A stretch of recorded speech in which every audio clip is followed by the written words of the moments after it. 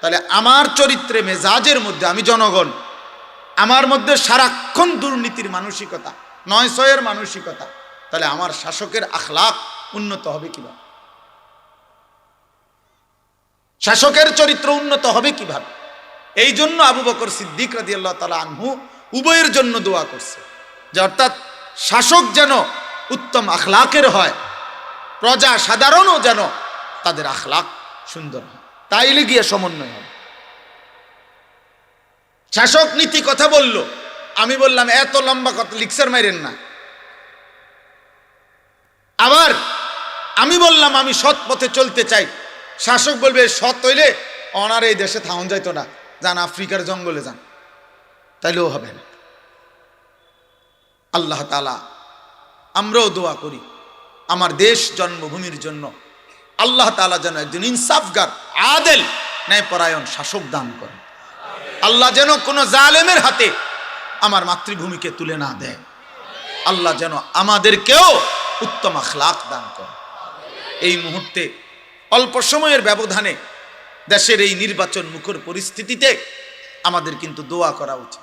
ক্যাল গিরিঙ্গি চাইলে হইতো না, ক্যাল গুড়ি চাইলে হইতো না, সব কিছু গুড়ি দিয়া হয় না, অনেক কিছু অনেকেই, আমি প্রায় বলি এ কথা, আমার ছোট্ট বুঝ এটা, আমি রাজনীতি বুঝি কম, বাকি এতটুকু বুঝি যে আল্লাহ তাআলা যদি কারোর থেকে নিরাপত্তা সরায় নেয়, তাহলে বাস্তবতা হলো কেউ 30 বছরে এ চালাকি কইরা কৌশল কইরা বহুত কিছু কইরা যে দূর আগায়, আর আল্লাহ যদি নিরাপত্তা সরায় নেয় তাহলে 10 মিনিটে 1 ঘন্টায় তার 30 বছরের প্ল্যানিং তছনছ হয়ে যায়। এই জন্য পৃথিবীতে কোনো কালে ইহুদি, খ্রিস্টান, নাস্তিক, মুরতাদ, আল্লাহদ্রোহী, দুশ্মন চূড়ান্ত ভাবে মুসলমানদের উপরে বিজয় কোনোদিনও পারে না। কারণ 100 বছর ষড়যন্ত্র করে তারা যে দূর আগাইছে, রবের এক ফয়সালা, আসমানি গজব, আল্লাহর গজব, একদিনে তারা 100 বছর আবার পিছায় দিছে। আমাদের দেশে তো বলে এরকম ফেস লাগিয়া গেলে, পিছায় গেলে আবার ফইলাতে, মানে আরো একটা কথা কয় গ্রাম্য কথা, যে থুকু ফইলাতে আবার আগেরটা বাদ, আবার প্রথমতে। এই বেঈমানদের ষড়যন্ত্র এমন, নাফরমানের ষড়যন্ত্র এমন, ষড়যন্ত্র এমন। এই জন্য ভাই যাক, তো বলতেছিলাম যে একজন বিখ্যাত সাহাবী আমর ইবনুল আস, এই ওনার কথা থেকে চলে গেছিলাম। আমর ইবনুল আস রাদিয়াল্লাহু তাআলা আনহু অনেক বড় সাহাবী ছিলেন, মিশর বিজেতা, সাহাবাদের মধ্যে উচ্চ মাফের সেনাপতি যারা ছিলেন, যোদ্ধা, তার মধ্যে উনি একজন, এবং অত্যন্ত বিচক্ষণ মানুষ ছিলেন। আমর ইবনুল আস বীর যোদ্ধা ছিলেন সাহাবাদের মধ্যে। তো এই সাহাবী ওনার মৃত্যুর সময় ওনার ছেলেও সাহাবী হযরত আব্দুল্লাহ ইবনে আমর ইবনুল আস রাদিয়াল্লাহু তাআলা আনহু ইন্তেকালের পূর্ব মুহূর্তে যখন এই সাকরাতুল মাউত শুরু হয়েছে, তখন ওনার ছেলে সাহাবী, ওনার আব্বা সাহাবীকে জিজ্ঞেস করছে, আব্বা এই মুহূর্তে আপনি কি বলতে পারবেন কিনা আপনার মৃত্যু যন্ত্রণা কেমন মনে হচ্ছে? তখন আমর ইবনুল আস রাদিয়াল্লাহু তাআলা আনহু 3টা কথা বলছে। এই কথাটা শুনেন মনোযোগ, ছেলেরা, বাবা তোমরাও শোনো। মৃত্যুর মুহূর্তে ওই যে আমি আযাবের ব্যাখ্যা দিচ্ছিলাম, যে আমর ইবনুল আস রাদিয়াল্লাহু তাআলা আনহু বলেন 3টা কথা বলছে, যে বাবা প্রথম কথা হলো মৃত্যু যন্ত্রণাটা আমার কাছে কেমন মনে হচ্ছে।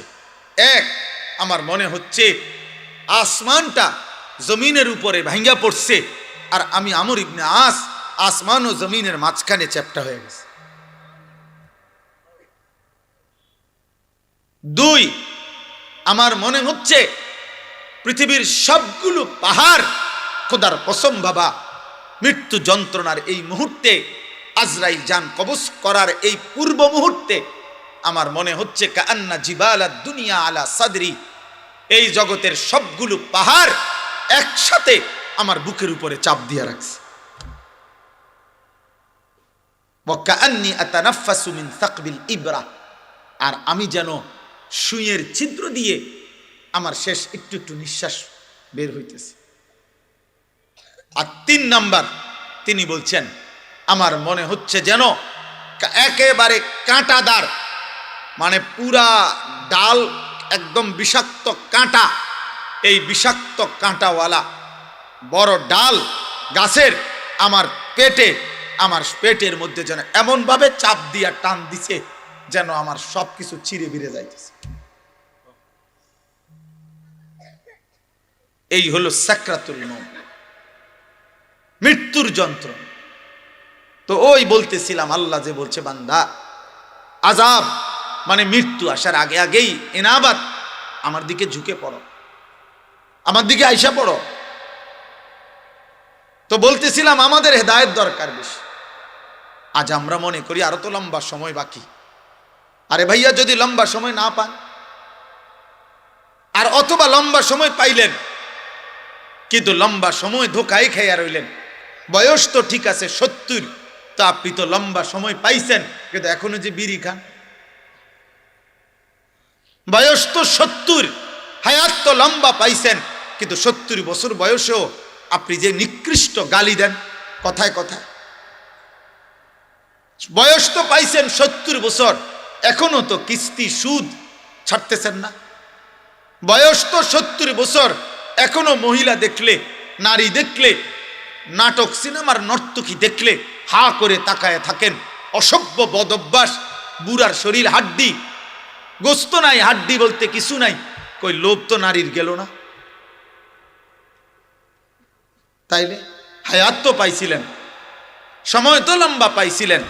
ওই দেখো ওই আরেক বেয়াদব, ওই মাদ্রাসার ছাত্র, খুব সম্ভব দেখেন, রুমালওয়ালা, টুপিওয়ালা, পাঞ্জাবিওয়ালা, নিশ্চিত অভিভাবক হোক বা কারো একজন থেকে এই মোবাইলটা আনছে চালাকি করে, এখন এখানে বসে বসে অসভ্যতা করতেছে। বেটা উঠে যাও, তুমি উঠে যাও, এই অপদার্থ কোথাকার বেটা। রুমালওয়ালা মাথা নোয়াইলে আল্লাহর থেকে মাথা নোয়াইবা কেমনে? আসমানওয়ালার থেকে মাথা নোয়াইবা কেমনে? অপদার্থ। জি বাবা, চলেন।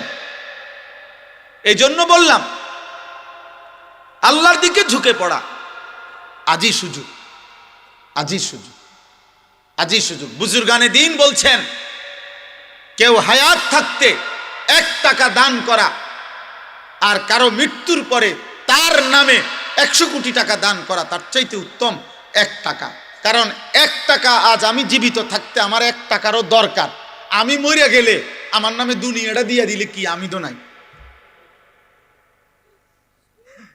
আমি তো নাই, বুঝেন নাই? এই জন্য জীবিত মানুষের দানের সওয়াব বেশি। আব্বা মরে গেছে, আব্বার নামে 30,000 দিছে, 30,000 কা 3 লাখ টাকা দেন, 3 লাখ টাকা দেন না, দেন দিছেন কা 30 লাখ টাকাই দেন না, অসুবিধা কি? ওনার তো আর বেল নাই, উনি তো মরে গেছে, ওনার তো আর খবর নেই, ওনার তো আর 1 টাকারও দরকার নেই। অহন দুনিয়া দিলেই কি? ওনারও যদি কবর থেকে সুযোগ দিত, কবর থেকে উনি যদি বলতে পারতো ওনার বংশধরকে যে কয় টাকা দান করবে, উনি বলবে গোটা দুনিয়াটা দিয়ে দে, গোটা দুনিয়া দিয়ে দে, কিন্তু লাভ তো হবে না। উনি তো বলতে পারবেন, ওয়া আনফিকু মিম্মা রাযাকনাকুম মিন ক্বাবলি আন ইয়াতিয়া আহাদাকুমুল মাউত ফায়াকুল রাব্বি লাউলা আখারতানি ইলা আজালিন করিব ফাআসাদদাকা ওয়া আকুম মিনাস সালিহিন। আল্লাহ তাআলা বলে, এখানে মহিলারা কথা কয়, এই যে মা বোন আপনারা কথা বললে চলে যান, সাবধান, একটা মহিলা কথা বলবেন না, একজনও কথা বলবেন না, কথা বলবেন না। আমি নিষেধ করলাম বোন, পাশের বাড়িওয়ালা বোনকেই বললাম, আপনি মাইকের যদি আওয়াজ শুনে থাকেন, মা কথা বলেন না, আজকের জন্য একটু কষ্ট করেন, মাহফিলের বরকত হবে, আপনারও বরকত হবে। জি, তো বলতেছিলাম যে এটা জরুরি আমাদের এই যে প্রতিনিয়ত মাহফিল হয় দোস্ত, প্রত্যেকটা মাহফিল, ছোট বড় প্রতিটা মাহফিলের মূল মাকসাদ আখিরাতের ফিকির। এই নাই তো প্রদর্শনী দিয়া কোনো লাভ নাই। বক্তা 18 জন আনলাম, আপনার একজনের পর একজন উঠলো, কেউ হুঙ্কার দিল, কেউ জঙ্কার দিল, কেউ সুর দিল, কেউ টান দিল, কেউ উড়াইয়া লাইল, কেউ স্লোগান দিয়া লাইল, এখান থেকে আমেরিকার ঠিক হয়ে যাবে। হইতো না, এত সোজা না, এত সোজা না, এত সোজা না, এত সোজা না। বরং ওই আসমানওয়ালা রবের সাথে সম্পর্ক যাদের মজবুত, তাদের শব্দে, তাদের আওয়াজে, তাদের রাত গভীরের চোখের পানি তো দুশ্মনের তসনস মসনদ তসনস হয়ে যায়। আমরা কিতাবে পড়ছিলাম, তাতারিদের আমলে একবার এক মহান বুজুর্গ আউলিয়া তো নাস্তা খাইতেছিলেন। তখন ওনার কাছে বলছে, হযরত, তাতারি মানে একটি দুর্ধর্ষ জাতি, যারা মুসলমানদের উপরে জুলুম করেছিল অনেক, তো তারা বাগদাদের মধ্যে চলে আসতেছে, অলরেডি বাগদাদের রাস্তা ধরছে, আপনি আল্লাহর কাছে একটু দোয়া করেন।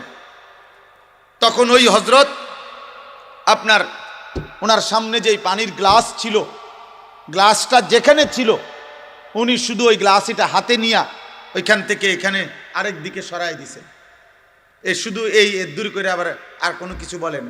কিছুক্ষণ পরে খবর আসছে ওরা অন্য দিকে চলে গেছে, উনি শুধু সরাই দিছে।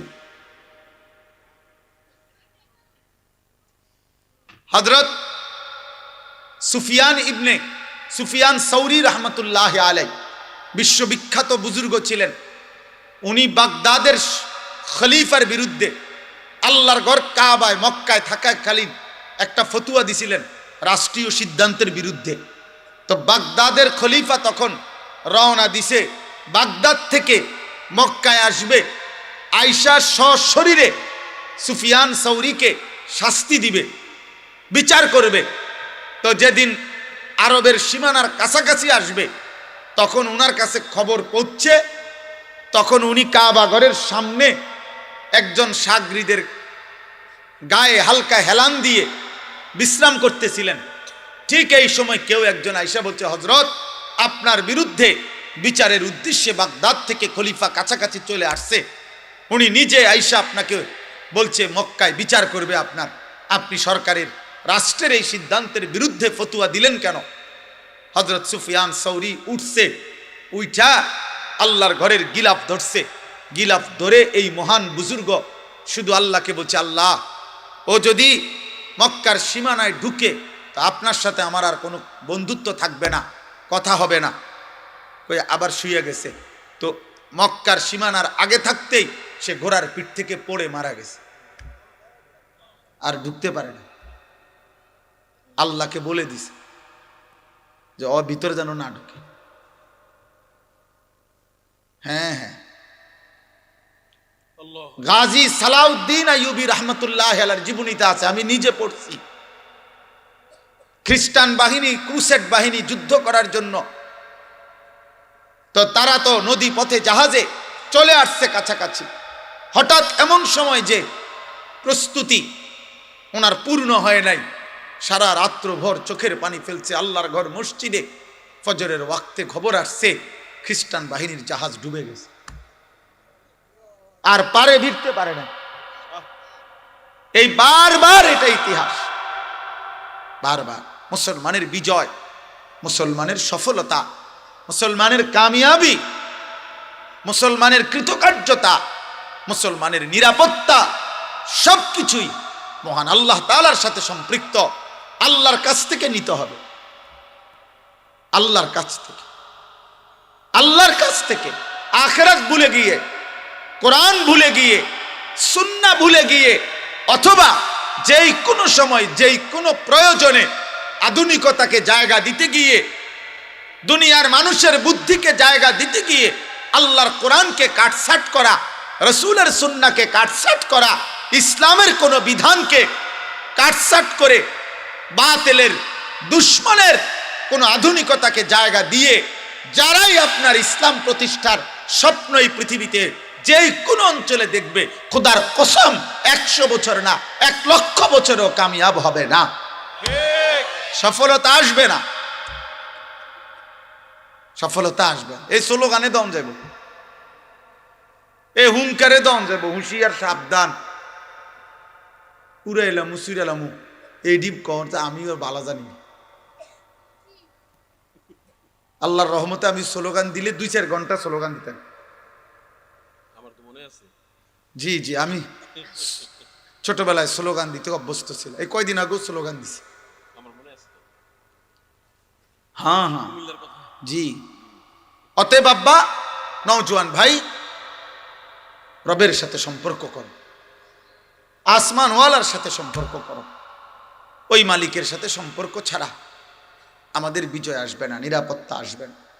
জানো না আব্বা, তোমরা নওজোয়ান যদি বিবেক দিয়া নারী না দেখে, মোবাইলের অশ্লীল ছবি না দেখে, সারাদিন জিনা ব্যভিচারের দৃশ্য আর ফালতু জিনিস না দেখে, যদি তোমাদের মোবাইলেও তোমরা গঠনমূলক পৃথিবীর বেঈমান, দুশ্মন, ইয়াহুদি, খ্রিস্টান, হিন্দু, নাস্তিক, মুরতাদ, সারা পৃথিবীময়, এই আমেরিকা, এই ভারত, এই সমস্ত বেঈমান মিলে প্রতি মুহূর্তে ইসলাম এবং মুসলমানের বিরুদ্ধে কি চক্রান্ত করছে, তোমরা যদি এতটুকু খবরও নিতা, তাইলে বুঝতা, তাইলে অনুভব করতা যে যেই পরিমাণ গাফলতি আমার জাতির নতুন প্রজন্ম, কিশোর যুবকরা করছে, এত গাফলতিতে জাতি টিকে না, দেশ টিকে না, অস্তিত্ব টিকে না। শহীদ শরীফ উসমান হাদি রহমতুল্লাহ আলাই, আমার প্রিয় সন্তান, প্রিয় ভাই, ইমানদার এই সাহসী নওজোয়ান এই কথাটাই বারবার বলে গেছে। সেটা বুঝাইতে চাইছে, নয়তো মাত্র 33 বছর বয়সী এক যুবক, যার প্রথম একটাই সন্তান, মাত্র 8 মাসের বাচ্চা, সে দুনিয়ার প্রতি নিরাসক্ত হয় নাই, সে বাঁচতেই চায় না এমন কোনো হতাশ হয় নাই, সে কোনো রকমের মন্দ চরিত্রের আখলাকের ছিল না, 5 ওয়াক্ত নামাজ পড়তো। এই যুবক ইমানদার ছিল, প্রতিদিন ফজরের নামাজ পড়তো, প্রত্যেক দিন 5 ওয়াক্ত নামাজ পড়তো, আল্লাহর কোরআনের হাফেজ ছিল, রাসূলুল্লাহ সাল্লাল্লাহু আলাইহি সাল্লামের হাদিস বিশুদ্ধ পড়তে পারতো, আগে মাদ্রাসার ছাত্র ছিল, তার বাবা আলেম, তার বড় ভাই আলেম, তার ফ্যামিলি আলেমের ফ্যামিলি, তার বিবি পর্দানশীল, তার গোটা ফ্যামিলি পর্দানশীল। তাইলে এত কিছুর পরেও আমার ভাই, সে এই কথাটাই বুঝাইতে চাইছে যে আমার সীমান্ত রক্ষিত, আমার কাঁটাতারের প্রতিবেশী আমার জমিন খাবলে খেতে চায়, আধিপত্যবাদের দোসররা আমার জমিন একটা ভাতের লোকমার মতো আমার বাংলার এই ছোট্ট জমিন গিলে নিতে চায়।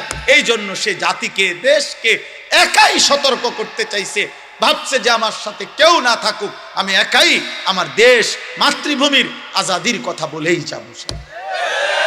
এই জন্য আল্লাহ তাআলা তাকে বলছে যে তুমি চেয়েছিলা একটা সংসদীয় আসনে 500 ভোট, সে বলছিল এবার যদি আমি 500 ভোটও পাই, 5000 ভোটও পাই, তাইলেও আমি নিজেকে ভাগ্যবান বলবো।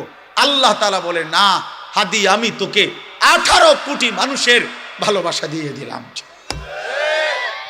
18 কোটি মানুষের সমর্থন দিয়ে দিলাম, সবার ভালোবাসা দিয়ে দিলাম,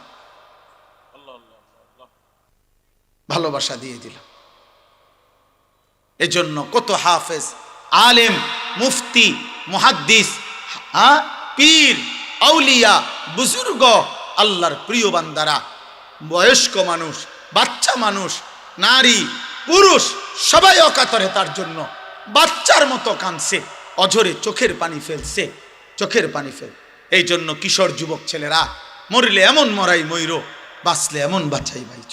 নারী দেখা দেখা কবরে চলে যায়ও না, ছবি দেখতে দেখতে 1 ওয়াক্ত নামাজ না পড়ে আল্লাহর নফরমানি আর উলঙ্গ ছবি আর এই জিনা ব্যভিচার আর এই মদ জুয়ার আসক্তি জীবন নিয়ে যদি কবরে যাও, তওবা না করো, আল্লাহ যদি মাফ না করে, নাফরমান মনে রাখিস কোন জানোয়ারও তোর নাম কোনোদিন নেবে না।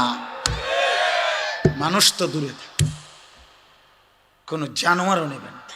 ফেরাউনের নাম শ্রদ্ধা ভরে কোন কুত্তাও নেয় না, নমরুদের নাম শ্রদ্ধা ভরে কোন কুত্তাও নেয় না। অথচ দুনিয়া তো নমরুদও ভোগ করছে, দুনিয়া তো ভোগ করছে রে আব্বা। দুনিয়ার যে সবচেয়ে বড় শাসকদের সে একজন, পৃথিবীতে সবচেয়ে বেশি অঞ্চল সবচেয়ে বেশি এরিয়া যারা শাসন করছে, যাদেরকে দিগ্বিজয়ী শাসক বলে, তার মধ্যে নমরুদ একজন। কি ছোটখাটো বাংলাদেশে শাসন করছে সে? এটা মুরাদনগর তাইলে?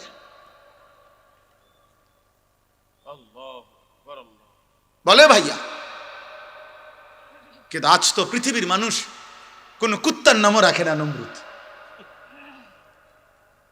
পৃথিবীর মানুষ কোন কুত্তার নামও তো রাখে না আবু জাহেল, কোন কুত্তার নামও তো রাখে না আবু লাহাব।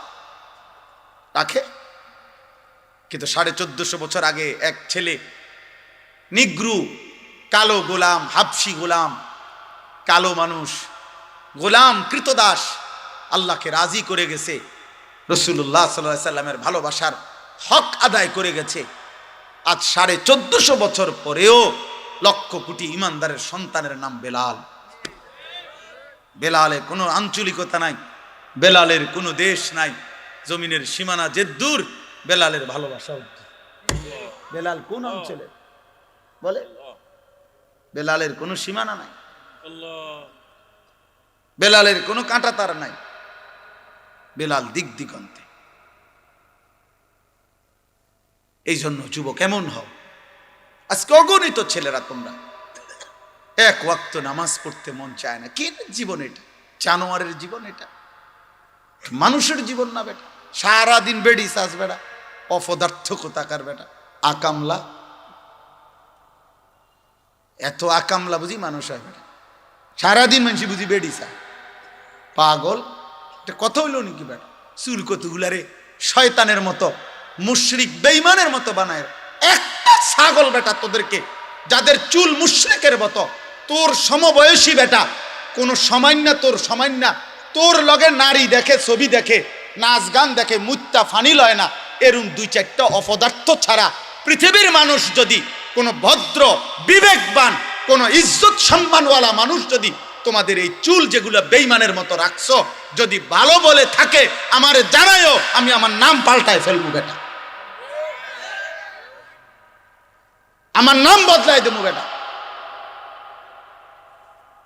কোন বিবেকবান মানুষ বলছে কিনা তোকে যে এটা ভাল লাগতেছে তোরে?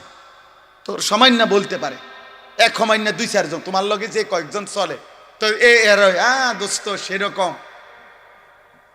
দোস্ত তোরে সেরকম লাগতে আছে, তার কলজা খুললে যদি চাইতা যে সেরকম বলতে সে কি বুঝাইতে চাইছে, তো বুঝবা, খবর পাইবা। যদি আলটা করাইতা যে সেরকম বলতে তোমারে সে কার মতো বলতে চাইছে, এটার যদি আলটা রিপোর্ট আসে, ইসিজি করে, অথবা যদি আলট্রাসোনোগ্রাফি করে, রিপোর্ট আসবে ফুটটা ঘরের মতো। হ্যাঁ হ্যাঁ, বাবা ঘরের মতো, গাঁজা ঘরের মতো না, নাহলে তো কি মুরাদনগর বড় মসজিদের ইমাম সাহেবের মতো। কথা বলে না কেন? তো তাহলে বাইতুল মোকাররমের মুয়াজ্জিনের মতো, তো কাবা শরীফের খাদেমের মতো, তো তো ফুটটা ঘর বাবা ঘর ছাড়া কি? বলেন, গাঁজাখুর বা নেশাখুর ছাড়া আর কার মতো? বলো, একটা ছেলে বলো, প্রতিবাদ করো মিয়া, প্রতিবাদ করে বলো না, আমার দেখতে ইমানদারের মতো লাগে, আমাকে দেখতে চরিত্রবানের মতো লাগে, আমাকে দেখতে ভদ্র মানুষের মতো লাগে। তুমি বলো, যাদের চুল লাগানো আছে সেলুনে, যেই সমস্ত ছবি, একটা ছবিওয়ালা মানুষের পরিচয় বলো। কিন্তু 1000 বছর পরে, 1000 বছর পরের যেই সন্তান যদি বাংলার জমিনে আসে, ইনশাআল্লাহ আশা করি 1000 বছর পরের সন্তানও উপযুক্ত বয়স হলে শহীদ শরীফ উসমান হাদির নাম চিনবে, জানবে ইনশাআল্লাহ। ইনশাআল্লাহ। ইমানদারের রক্ত বৃথা যায় না। ঈমান এবং দেশপ্রেমের এক মূর্ত প্রতীক আমাদের এই প্রিয় ভাই। আগামী দিনে প্রমাণ হবে এটা, যে ভালোবাসা যদি বাংলা মানুষের কলিজার থেকে বের করতে হয়, মানুষের দিলের ভালোবাসা যদি কেউ নিতে হয়, জোর করে অনেক কিছু করা যায়, আবার জোর ছুটতে গেলে হালাইয়াও দেয়। বুঝেন না? এরকম তো আমরাও দেখছি। একারে ইজ্জত প্রতিষ্ঠা করার জন্য সিফা সাফা গলি গালা কোনো কিছু বাদ যায় নাই, কিন্তু জোর কইমা গেছে। আর জোর যখন ছুটে গেছে তখন আবার যাদের উপরে জবরদস্তি করে ভালোবাসা নিতে চাইছে তারাই টেনে টেনে ফেলায় দিছে। ভালোবাসা জবরদস্তি করে হয় না, ভালোবাসা জোর করে হয় না। হাদির জন্য এই চোখের পানি টাকা দিয়া মানুষের কান্দাইছে নাকি? চোখের পানি ঝরছে যে, তাইলে বলেন মিয়া। আমার ভাই তোমরা, আমার বাবা, আপনারা প্রত্যেকেই আখিরাতকে সাজান। আল্লাহ ছাড়া আমাদের কেউ নাই, আসমানওয়ালা ছাড়া আমাদের কেউ নাই, আমাদের রব ছাড়া আমাদের কোনো নিরাপত্তা নেই। খোদার কসম না, আসলেই না, আসলেই। এই তোমরা যারা যুবক বাবা, এখন তোমরা ভালো আছো, যারা সুস্থ আছো, খোদার কসম আল্লাহর দয়ায় সুস্থ আছো, কোনো দলের কৃপায় না, কোনো নেতার অনুগ্রহে না। সে যে দলের নেতাই হোক, কোন নেতা তোকে ভালো রাখে না রে আব্বা। ভাত মাছ চাল ডাল তোকে ভালো রাখে না রে বাবা। ভাত খাইলে বেশি মোটা হয় না, অভাবী অভুক্ত কত মানুষও আছে স্বাস্থ্যবান, আবার 1000 কোটি টাকার মালিক এ তো হুগেন না।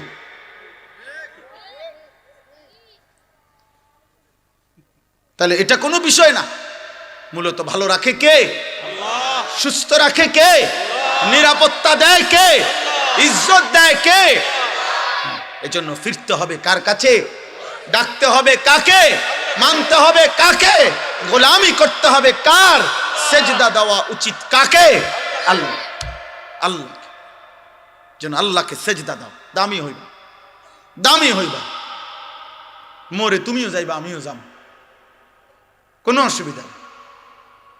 আমি আমার ওই দিনও সেদিন কয়েকজন ইদানিং তো একটু বেশি বলতেছে, সাবধানে থাইকেন, সতর্ক থাইকেন, আর একটু হুঁসঘুস করে কথা কইয়েন, সব ঠিক আছে। আমি বলছি না, কোনো অসুবিধা নেই। গুলি করবে এই তো, গুম করে ফেলবে এই তো, হত্যা করে ফেলবে এই তো, খুন করে ফেলবে এই তো, যে যাই করুক, যে যাই করুক, শেষ পর্যন্ত আমাকে আমার রবের কাছেই ফেরত পাঠাবে, আর আমার রব ইনসাফ করবে। আমার মালিক তো ইনসাফ করবে, তো আমি তো আমার মালিকের ইনসাফ চাই। আমি ওনার কাছে না ঠকলেই তো হইল, কথা বলেন। আমি আখিরাতে না ঠকলেই তো হইল। আমি আমার আল্লাহ, আমার শায়েখ আল্লামা মুফতি মুশতাকুন নবী কাসিমি হুজুর আমার বহুদিন বলছে এই কথা, আমার এই কথা খুব কলিজার থাকে। হুজুরে বলছে মা বাইনি ও বাইন আল্লাহ, বলছে মালানা আমার মাঝে আর আল্লাহর মাঝে, এই কথা মনে রাখবেন যে নিজেকে নিজে বলবেন আমার সাথে, আমি আমার আল্লাহর সাথে আমার মুআমালা সাফ। আমার আল্লাহ জিজ্ঞাসা করলে আমি মিথ্যা বলবো না, আমি মিথ্যা বলি নাই, আমি অন্যায় করি নাই, আমি দুর্নীতি করি নাই, আমি হারাম করি নাই, আমি নাফরমানি করি নাই। আল্লাহ আমি আপনার গোলামি করতে চেয়েছি, আপনার কথা বলতে চেয়েছি।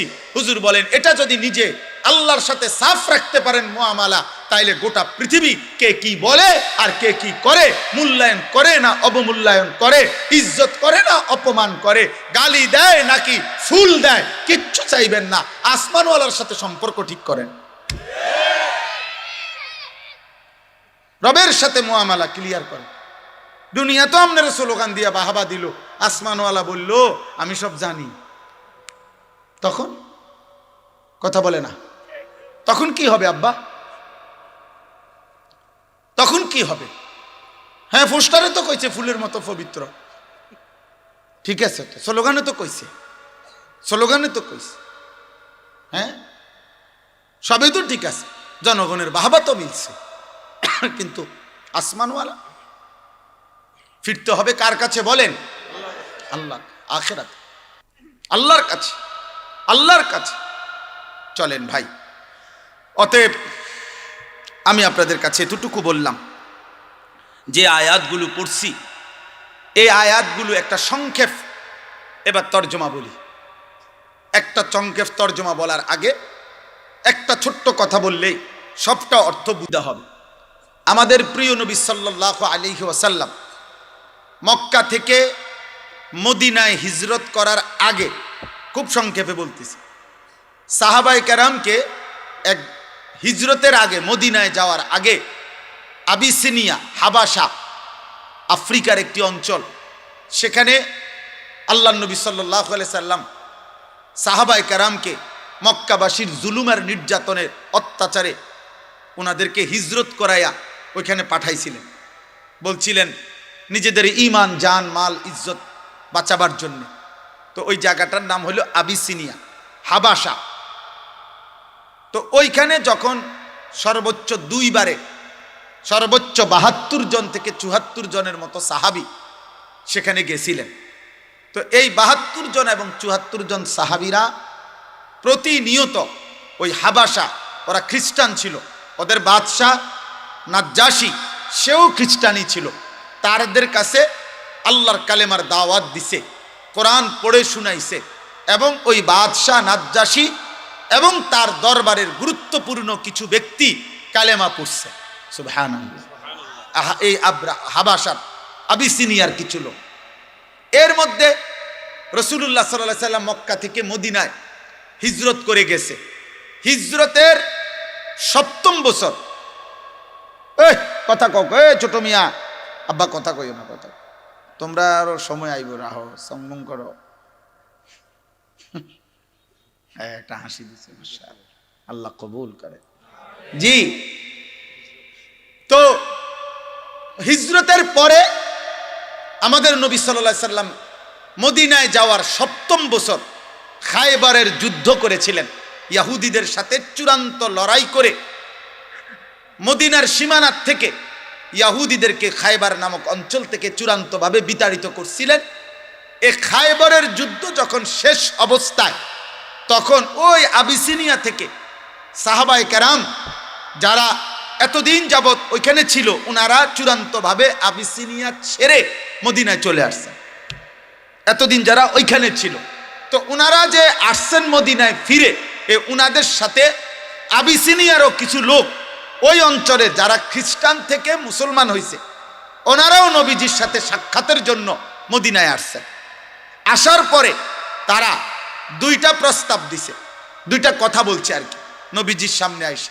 1 নাম্বার বলছে, ইয়া রাসূলুল্লাহ, হে নবী মুহাম্মদ, ইতিপূর্বে আমরা ইনজিল কিতাবে বিশ্বাসী ছিলাম, ঈসা নবীর উপরে বিশ্বাসী ছিলাম, এবং ঈসা নবীর উপরেও আমরা মূল যেই বিশ্বাস, মানে বাদশাহ নাজ্জাশীর আকীদা ছিল, মুসলমানদের কোরআন ঈসা আলাইহিস সালামের ব্যাপারে যা বলছে ঈসা নবী ঠিক তাই ছিল। কথা বুঝছেন কিনা? অর্থাৎ শিরকি আকীদা ছিল না তাদের। তো বলছে যে আমরা ঈসা নবীর অনুসারী যখন ছিলাম, তখনও আমরা তাওহীদ, আল্লাহর একত্ববাদকে মানতাম। আপনার কোরআন, আপনার ধর্মের কথা যখন এই লোকদের কাছে শুনেছি, তখন আমরা আপনার অনুসারী হয়েছি, এবং আপনার এই কথাও আমরা সর্বান্তকরণে মেনে নিছি, কারণ আমরা তো আগের থেকেই আমরা এই কথাগুলোই মানতাম। বাকি এখন আপনাকেও মানছি, আপনার কোরআনকেও মানছি, ইসলামকেও মেনেছি। এইবার আপনার কাছে আমাদের এখানে আইসা আমরা আমাদের ঈমানের নবায়নও করলাম, তাওহীদের নবায়নও করলাম, আপনাকে মানার অকুণ্ঠ স্বীকৃতিও দিলাম। সাথে এবার আপনি যদি আমাদেরকে সুযোগ দেন, তাহলে আমরা আপনার মদিনার এই ইসলাম প্রতিষ্ঠার কাজে আমরা কিছু সহযোগিতা, আর্থিক সাহায্যও করতে চাই। তো আল্লাহ তাআলা তাদের এই আর্থিক সাহায্য, তাদের পূর্ব থেকেই তাদের আগের ধর্মের পূর্ণ বিশ্বাস, আমাদের নবীরও পূর্ণ গ্রহণ, এই কথা একসাথ করে আল্লাহ এই আয়াতগুলোতে তাদের প্রশংসা করে আল্লাহ বলছেন, আমি আল্লাহ ওয়াদা দিলাম এমন ঈমানদার যারা আগেও তাওহীদ মানছে, আগের ধর্মের মধ্যে থাইকা এখন আমার নবীকেও গ্রহণ করছে, কোরআনকেও গ্রহণ করছে, আমি তাদেরকে প্রত্যেক আমলের বদলায় দ্বিগুণ দ্বিগুণ নেকি দিতে থাকব। নেকি দেব আমি আল্লাহ, তাদেরকে নেকি দেব।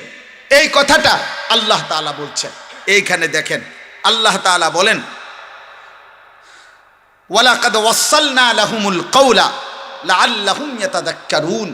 আল্লাহ তাআলা বলেন, আমি আল্লাহ আমার কথা, আমার বাক্য, আমার যেই বক্তব্য, আল্লাহ পাক বলেন আমি সেই কথাগুলো ওয়াসালনা, বারংবার পুনরাবৃত্তি করেছি, বারবার নাজিল করেছি, বারবার একই কথা আমি আল্লাহ বলতে চেয়েছি। আল্লাহ তাআলা তাওহীদের কথা বারবার বলছেন কোরআনে, যে লা ইলাহা ইল্লাল্লাহ, লা ইলাহা ইল্লাল্লাহ। আল্লাহর রিসালাতের কথা, রাসূলকে মানো, ইবাদত করো, রসুলের সব কথা শোনো, এই কথা বারবার কোরআনে বলছে। 3 নম্বর আখেরাত, আখেরাতের কথা, কবর হবে, মৃত্যু হবে, হাসর হবে, মিজান হবে, ফুলসেরাত হবে, জান্নাত হবে, জাহান্নাম হবে, এই কথা পুরা কোরআনের মধ্যে একবার, কথা বলে না, 2 বার, বারবার, কয়বার, বারবার। রাসূলুল্লাহ সাল্লাল্লাহু আলাইহি সাল্লামকে মেনে নেওয়া, নবী যত ইবাদত আমলের কথা বলছে এগুলো কোরআনে শুধু একবার, বারবার। আল্লাহর প্রতি ঈমান, বিশুদ্ধ নির্ভেজাল একত্ববাদ, এটা আল্লাহ কি একবার বলছে, বারবার। এই ওয়াসালনা শব্দের অর্থ এটা। আল্লাহ বলেন, তাফসীরের মধ্যে আছে তাওসিল মানে একটি রশিকে মজবুত করার জন্য আরো রশি একটার পর একটা 10টা রশি 20টা রশি এটার সাথে লাগাইয়া এটারে পেঁচানো, শক্ত করা, মজবুত করা, টাইট করা, এটারে বলা হয় ওয়াসালনা, তাওসিল। তো আল্লাহ বলেন, আমার এক একটা কথাকে আমি মজবুত করার জন্য বারংবার নাজিল করেছি, বারংবার, লাআল্লাহুম ইয়াতাযাক্কারুন, যেন আমার বান্দারা উপদেশ গ্রহণ করতে পারে। এই জন্য দোস্ত, এই কথার প্রথম কথা এটা, যুবক ভাই, কিশোর ভাই, বয়স্ক বাবা, পর্দার আড়ালের মা বোন, আল্লাহর কথাগুলো ইমাম সাহেব বলছে, মুয়াজ্জিন সাহেব বলছে, আলেম বলছে, পীর বলছে, বুজুর্গ বলছে, ওয়াইজ বলছে, বক্তা বলছে, একটা আজান দোস্তরে, তোমার হায়াতে শুধু একবার যদি আজান দিত, তুমি বলতে আমি একদিন কোন টাইমে আজান দিছে আমি হতাতা ছিলাম, একটা পোস্টার লাগাইছে এটা 15 দিন আসিল, এরপরে কুয়াশায় ঝরা পড়ে গেছে, আমি আর দেখছি না। আল্লাহ বলে, না বান্দা, আজান তো আমি বারবার শুনাইছি, কোরআনের কথাগুলো তো আমি বারবার শুনাইছি, আমার রসুলের কথা বারবার শুনাইছি, ওলামায়ে কেরামের জবান দিয়া জাহান্নামের কথা, আখিরাতের কথা, কবরের কথা আমি বারবার বলাইছি। আমি চেয়েছি এ কথা কমপক্ষে যে আচ্ছা একবার ফেলে দিলা, 2 বার ফেলে দিলা, তোমার তো বিবেকে আশা ছিল, এত ভালো মানুষরা, এত নেককার মানুষরা বারংবার 1450 বছর ধরে যেহেতু বারবার বলছে, এ কারণেও তো তোমার কলিজার ভিতরে এটা আসার কথা যে কথাগুলো সত্য, কথাগুলো ঠিক, নইলে এতবার বলে কেন? তাইলেও তো আমল করা উচিত। আমি আল্লাহ মনে করছিলাম তুমি উপদেশ নিবা, আমল করবা, কিন্তু তুমি নাফরমান। আমি আল্লাহর এতবারের কথা, এত লক্ষ কথা, আমার রসুলের এত কথা সবই প্রত্যাখ্যান করলা। তোমার মতো নিকৃষ্ট গাদ্দার আর কে হইতে পারে? এই জন্য একজন যুবক, তুমি বলো আব্বা, গত 365 দিনে কোনো দিন যে 5 ওয়াক্ত নামাজ পড়ো নাই, আল্লাহর কথা তুমি এই পর্যন্ত কতবার প্রত্যাখ্যান করবে? তুমি কি বলবা আল্লাহর কাছে? বলো ভাই। এই যে এখন খেয়াল করো যে কতগুলো মসজিদ থেকে আজান হইতেছে, তাহলে এক ওয়াক্ত নামাজের যে যেখানেই থাকুক, বাজারে থাকুক, ঘরে থাকুক, নানার বাড়ি থাকুক, শ্বশুর বাড়ি থাকুক, বাপের বাড়ি থাকুক, বেড়াইতে থাকুক, সবখানেই তো আজান হচ্ছে না? তাইলে তুমি কি যুক্তি দিবেন বলেন? বেনামাজি কি বলবে? নাফরমান কি বলবে? কেন আল্লাহ আপনার কথা শুনতে পারলাম না, কেন মানি নাই? আহা, কোনো জবাব হবে, কোনো জবাব হবে না, কোনো জবাব না। আল্লাহ আমাদেরকে বুঝ দান করে। এজন্য প্রিয় ভাই নওজোয়ান, আমি প্রত্যেক দিনে কথা বড় মনের কষ্টেরে বলি যে যেই কপাল সেজদা দেয় না, যে মুসলমান পরিচয় থাকার পরেও নামাজ পড়ে না, বিশ্বাস করো আমার কেন জানি তারে মানুষের বাচ্চা মনে হয় না। আমি তাকে মানুষ মনে করি, আমার দৃষ্টিতে ওইটা জানোয়া। যদি উপযুক্ত তথ্য প্রমাণ দিয়ে প্রমাণ দিতে হয় তো ইনশাআল্লাহ আশা করি পারব, কোরআন সুন্নাহর দলিল দিয়ে। আমি তাকে মানুষ মনে করি না। বেনামাজিকে আমার কাছে মানুষ মনে হয় না, বেনামাজিকে আমার কাছে জানোয়ার মনে হয়, চতুষ্পদ জন্তু মনে হয়। আমার মনে হয় এক জানোয়ার যেভাবে বুঝছে জীবন মানে খাওয়া, পেশাব, পায়খানা, ঘুম, লজ্জাস্থানের চাহিদা পূরণ, এই নাফরমানও এটাই বুঝছে, এটাই বুঝছে। সে জীবনের এর চাইতে বেশি কিছু বোঝে না, হে জীবনের কোনো অর্থই বোঝে না, সে মানুষ পরিচয়ের কোনো সার্থকতাই বোঝে না। সে শুধু এতটুকুই বুঝছে চাহিদা পূরণ হইতেছে। পেশাবে ধরছে পেশাব করছে, পায়খানা ধরছে পায়খানা করছে, টেহার দরকার পয়সা কামাই করছে, হালাল না হারাম, সুদ না কিস্তি, আরে বাদ দে, টেহার দরকার। নারী দেখা দরকার বেটা, মোবাইলে পারস, রাস্তাত পারস, টেলিভিশনে পারস, রাইতে পারস, দিনে পারস, ছবিত পারস, নিজের মোবাইলে পারস, অন্যের মোবাইলে পারস, উলঙ্গ ছবি দেখা দরকার, নর্তকী দেখা দরকার। কিসের আবার হালাল হারাম বেটা, থো বেটা, আহা, এ তো জানোয়ারে রাখলো, এ তো জানোয়ারে রাখলো। যে মনে করে জীবন মানেই হচ্ছে চাহিদা পূরণ, চাহিদা পূরণ। ওয়ালাকাদ ওয়াসালনা লাহুমুল কাওলা লাআল্লাহুম ইয়াতাযাক্কারুন। আল্লাহ বলবে, বান্দা বলো না আমি আমার এক একটা কথা কি পরিমাণ বলেছি, কতবার বলেছি বান্দা, আমার মতো মালিকের এতবারের কথা। একটা মা যদি তার সন্তানকে 100 বার ডাক দেয়, এরপরও কি সে ডাকে সাড়া দিবে না? একটা বাবা যদি তার সন্তানকে 100 বার ডাক দেয়, তো সে কি তবুও সাড়া দেবে না? তো একজন মালিক আল্লাহ 365 দিনে ফজরের নামাজের জন্য কমপক্ষে 365 বার তো ডাক দিছে, জোহরের নামাজের জন্য 365 বার তো ডাক দিছে, আসরের জন্য 365 বার ডাক দিছে। তা আল্লাহ যদি বলে আমি 365 বার ডাক দিলাম, একবারও সাড়া দিলা না, আফসুস ছাড়ার কিছু তখন? আল্লাহ আমাদেরকে বুঝ দান করে। আল্লাযীনা আতাইনাহুমুল কিতাবা মিন ক্বাবলিহি হুম বিহি ইউমিনুন। আল্লাহ বলেন, আমার কিছু প্রিয় বান্দার শোনাচ্ছি কথা, যাদেরকে আমি ইতিপূর্বে আসমানি কিতাব ইনজিল দিয়েছিলাম, তারা সেই কিতাবের উপরেও পূর্ণ ঈমান এনেছিল। ওয়া ইযা ইউতলা আলাইহিম, আবার যখন তাদের সামনে আমার কোরআন শোনানো হলো, ক্বালু আমান্না বিহি, তারা সাথে সাথে বলল আমরা এর উপরেও ঈমান আনলাম। ইন্নাহুল হাক্কু মির রাব্বিনা, নিশ্চিত এটা আমাদের রব আল্লাহর পক্ষ থেকে সত্য কালাম। সুবহানাল্লাহ। ইন্না কুন্না মিন ক্বাবলিহি মুসলিমিন, আমরা তো আল্লাহর প্রতি আগের থেকেই আনুগত্যশীল ছিলাম, এবার আমার বন্ধু মুহাম্মদ আরবির কথাগুলো আমরা সর্বান্তকরণে মেনে নিলাম। সুবহানাল্লাহ। আল্লাহ বলেন, উলাইকা ইউতাউনা আজরাহুম মাররাতাইনি বিমা সাবারু। আল্লাহ বলেন, আগেও তারা আমার উপরে মজবুত ছিল, এখনো আবার নিশ্চিন্তে আমার কথা আমার নবীর কাছ থেকে গ্রহণ করে নিয়েছে। এই জন্য আমি আল্লাহর পক্ষ থেকে তাদের প্রত্যেক আমলের নেকি বদলা প্রতিদান দেওয়া হবে দ্বিগুণ দ্বিগুণ, ডাবল ডাবল। সুবহানাল্লাহ। ওয়ায়াদরাউনা বিল হাসানাতিস সাইয়্যিআ, আল্লাহ বলেন, আর এই প্রিয় বান্দাদের বৈশিষ্ট্য হলো তারা প্রত্যেক মন্দ, অসৎ, অশালীন আচরণের জবাবে উত্তম ভদ্র আখলাকের দ্বারা জবাব দান করে। অমিম্মা রাযাকনাহুম ইউনফিকুন, এবং আমার দেওয়া সম্পদ থেকে অকাতরে আমার রাস্তায় সাদাকা করে, দান করে। তো আল্লাহ তাআলা ওই বান্দাকে, এখানে 3টা জিনিস, এক মানে কাকে আল্লাহ তাআলা এখানে লিখছে, আল ইবরাতু বিউমুমিল লাফজ লা বিখুসুসিস সাবাব। কোরআন শরীফের কোনো কথা যদি কোনো ব্যক্তি বা বিশেষ গোষ্ঠী সম্প্রদায়ের জন্য যদিও নাজিল করা হয়েছে, কিন্তু এর উপদেশ সবার জন্য। উপদেশ কার জন্য বলে না? সবার জন্য। এজন্য আল্লাহ তাআলা ওই ব্যক্তির আমলের বদলা সর্বদাই দ্বিগুণ দ্বিগুণ দিতে থাকবেন, যার মধ্যে এই 3টি সিফাত থাকবে। এক, যে আল্লাহর কথার উপরে মানে কোরআনের উপরে পূর্ণ ঈমান রাখে। 2, যে প্রতিটা মন্দ অশোভনীয় আচরণের জবাবে উত্তম আচরণ দ্বারা জবাব দান করে।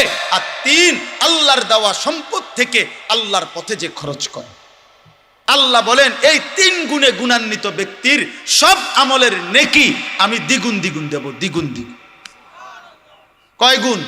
দ্বিগুণ দ্বিগুণ, বারবার বারবার বাড়াবো, ডাবল ডাবল ডাবল ডাবল। নারীদের ব্যাপারে কোরআন শরীফে আল্লাহ বলছে, কোরআনুল কারীমের মধ্যে আছে, ওমান ইয়াকনুত মিনকুন্না লিল্লাহি ওয়া রাসূলি ওয়া তা'মাল সালিহান নু'তিহা আজরাহা মাররাতাইন।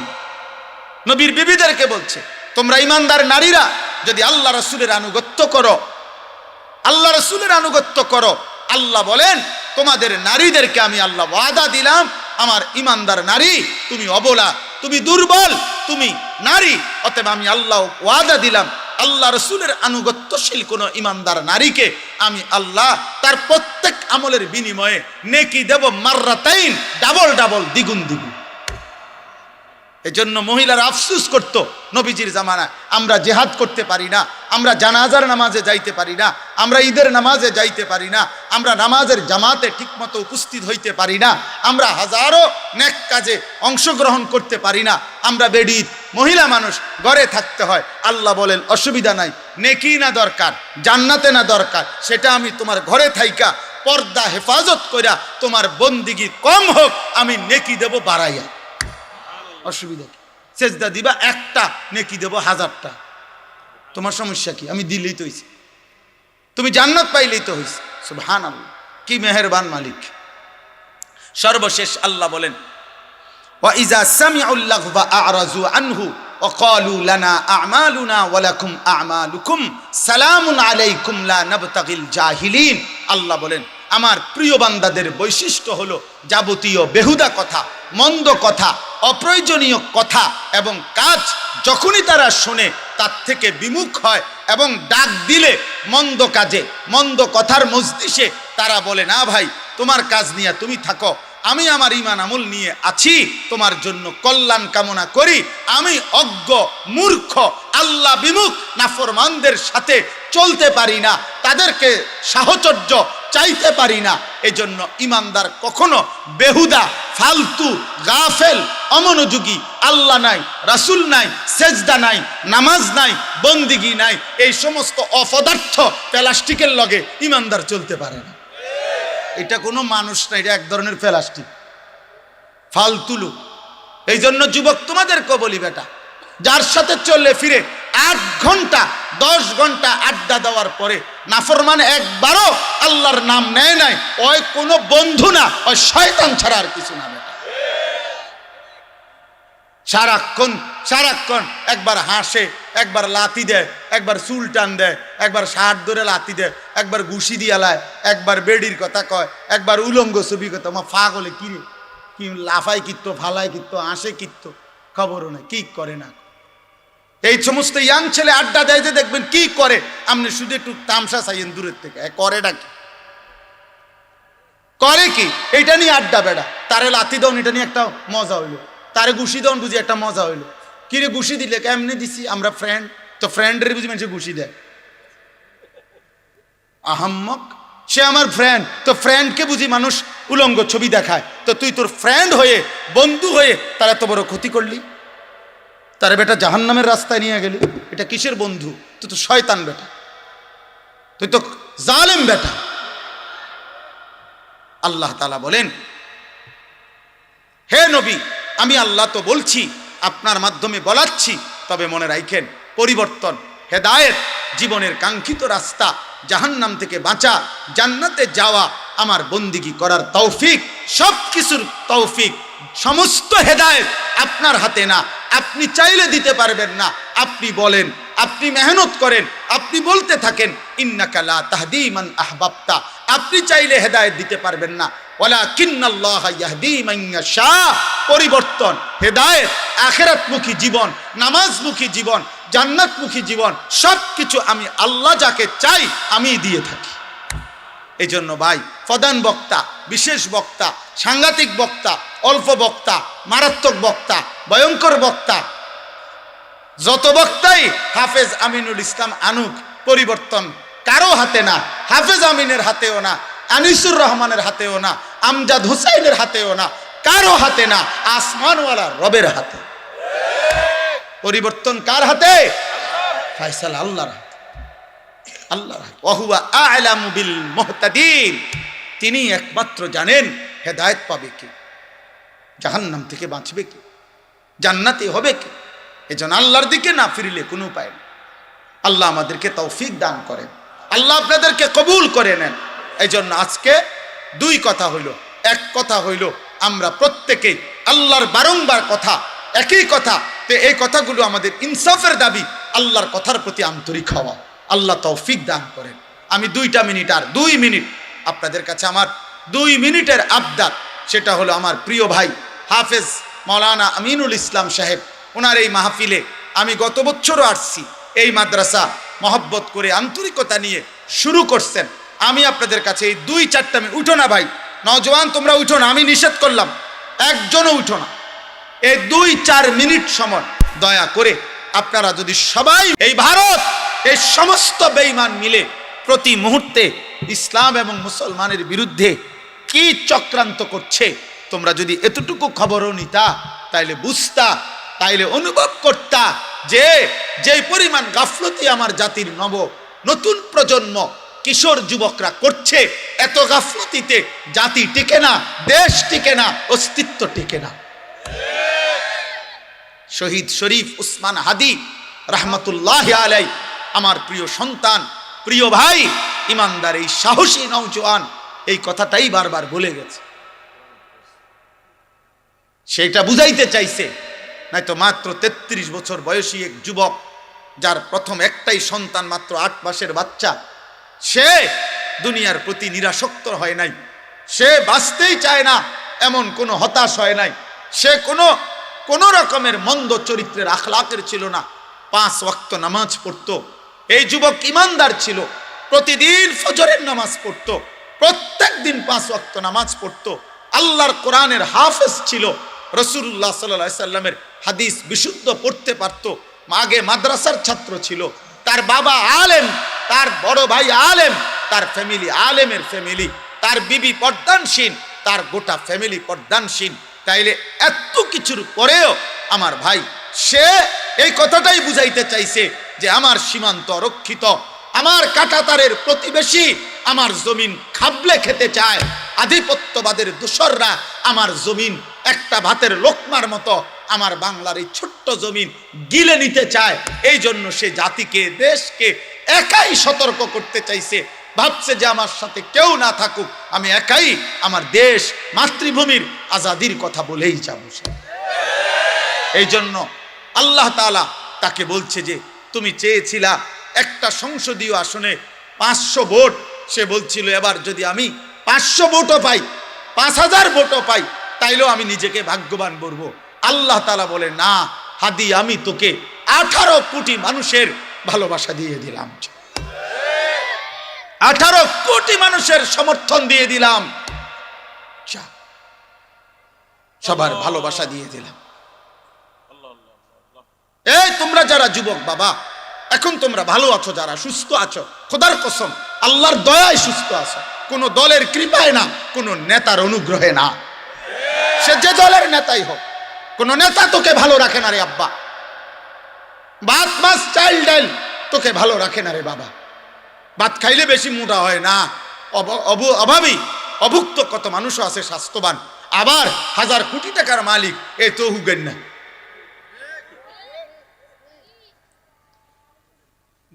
তাহলে এটা কোনো বিষয় না, মূলত ভালো রাখে কে? আল্লাহ। সুস্থ রাখে কে? আল্লাহ। নিরাপত্তা দেয় কে? আল্লাহ। ইজ্জত দেয় কে? এজন্য ফিরতে হবে কার কাছে? ডাকতে হবে কাকে? মানতে হবে কাকে? গোলামি করতে হবে কার? সেজদা দেওয়া উচিত কাকে? আল্লাহ। আল্লাহ যেন আল্লাহকে সেজদা দাও, দামি হইবা, দামি হইবা, মোরে তুমিও যাইবা, আমিও যাম, কোনো অসুবিধা নেই। আমি আমার ওই দিনও সেদিন কয়েকজন ইদানিং তো একটু বেশি বলতেছে, সাবধানে থাইকেন, সতর্ক থাইকেন, আর একটু হুঁসঘুস করে কথা কইয়েন, সব ঠিক আছে। আমি বলছি না, কোনো অসুবিধা নেই, গুলি করবে এই তো, গুম করে ফেলবে এই তো, হত্যা করে ফেলবে এই তো, খুন করে ফেলবে এই তো, যে যাই করুক, যে যাই করুক, শেষ পর্যন্ত আমাকে আমার রবের কাছেই ফেরত পাঠাবে, আর আমার রব ইনসাফ করবে, আমার মালিক তো ইনসাফ করবে।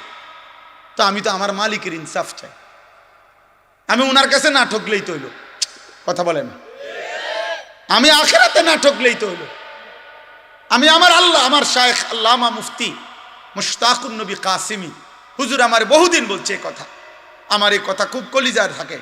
হুজুরে বলছে, মা বাইনি ও বাইন আল্লাহ, বলছে মাওলানা আমার মাঝে আর আল্লাহর মাঝে, এই কথা মনে রাখবেন যে নিজেকে নিজে বলবেন, আমার সাথে, আমি আমার আল্লাহর সাথে আমার মুআমালা সাফ, আমার আল্লাহ জিজ্ঞাসা করলে আমি মিথ্যা বলবো না।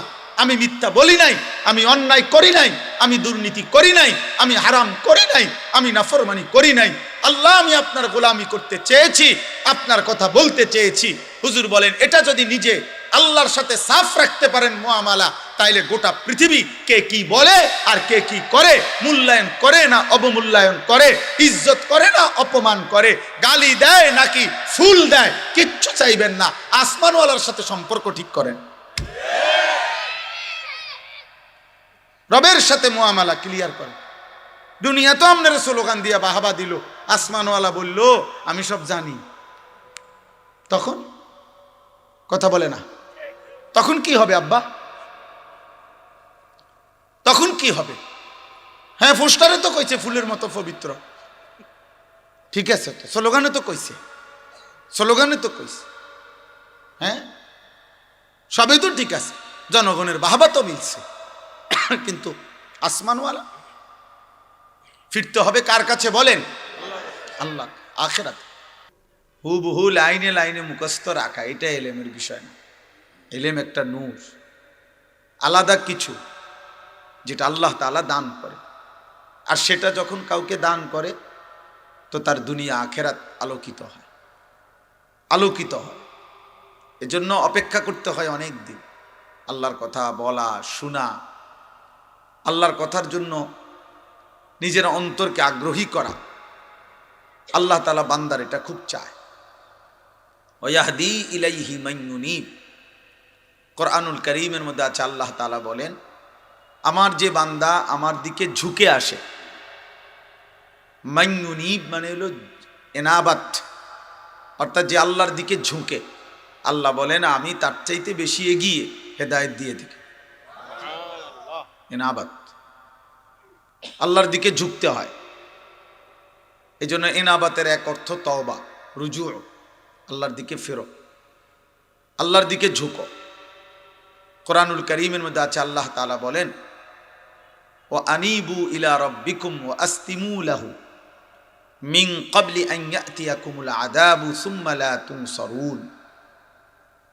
তোমরা তোমাদের রবের দিকে ঝুঁকে পড়ো, তওবা করো, ফিরে আসো।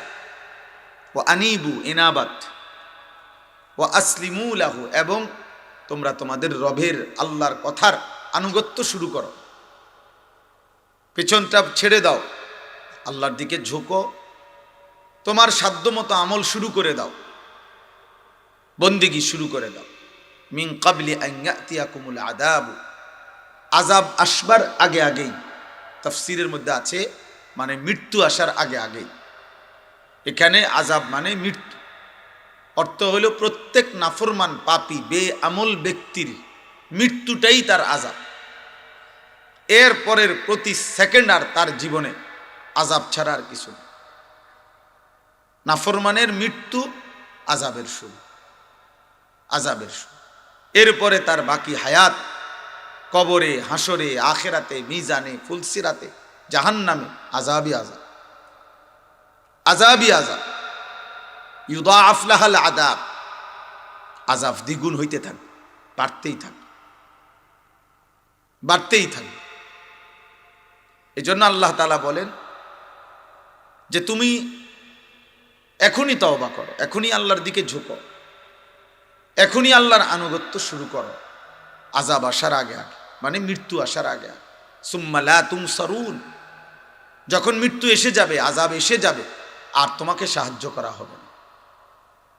এবার তুমি যদি 100বারও চেষ্টা করো তো মৃত্যু হয়ে গেলে আর তোমাকে সাহায্য করা হবে। এখন যারা কবরে আছে তারা আর 1000-1,000,000বার চেষ্টা করলেও আর একটা সেজদাও দিতে পারবে না, আর কোনো দিন আল্লাহকে আমলের নিয়তে ডাকতেও পারবে না, আমল করার আর সুযোগ নেই।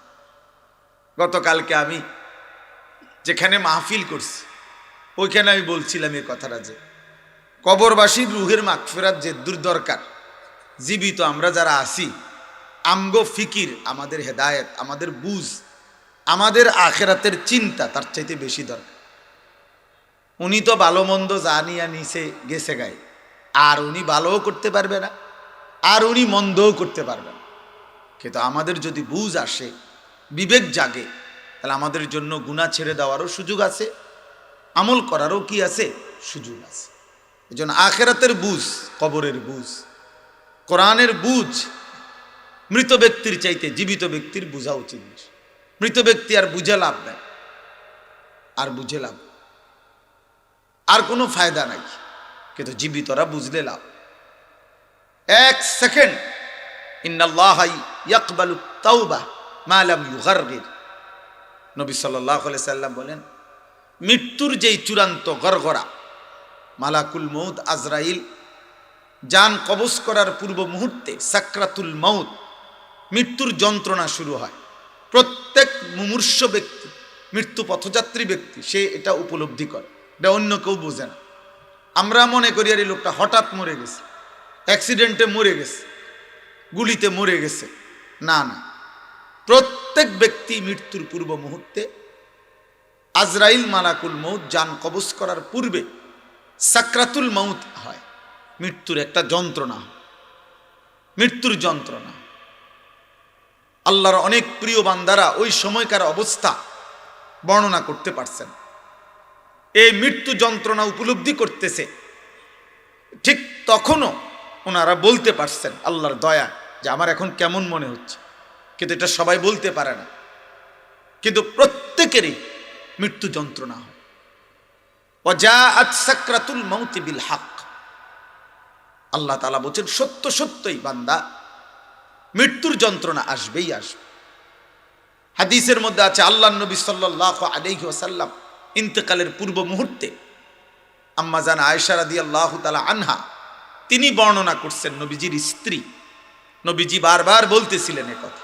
মৃত্যুর পূর্বে একটা বাটি দিছে পানি, নবী সাল্লাল্লাহু আলাইহি সাল্লাম ওই বাটির পানিতে বারবার হাত ভিজাইতেছিলেন আর চেহারা মুবারক মুছতেছিলেন আর বলতেছিলেন লা ইলাহা ইল্লাল্লাহ ইন্না লিল মাউতি সাকারাত, আল্লাহ আপনি ছাড়া আর কোনো মাবুদ নাই, ইলাহ নাই, মৃত্যুর বড় যন্ত্রণা। এ কথা নবীজি বলতেছিলেন। নবী সাল্লাল্লাহু আলাইহি সাল্লাম দোয়া করতেছিলেন, আল্লাহুম্মা আইন্নি আলা সাকারাতিল মাউত, আল্লাহ মৃত্যু যন্ত্রণার এই মুহূর্তে আমাকে সাহায্য করেন। নবীজি বলতেছিলেন, হাদিস বিশুদ্ধ হাদিস, আল্লাহুম্মা হাওভিন আলাইয়া সাকারাতিল মাউত, নবীজি বলতেছিলেন আল্লাহ আমার মৃত্যু যন্ত্রণা সহজ করে দেন।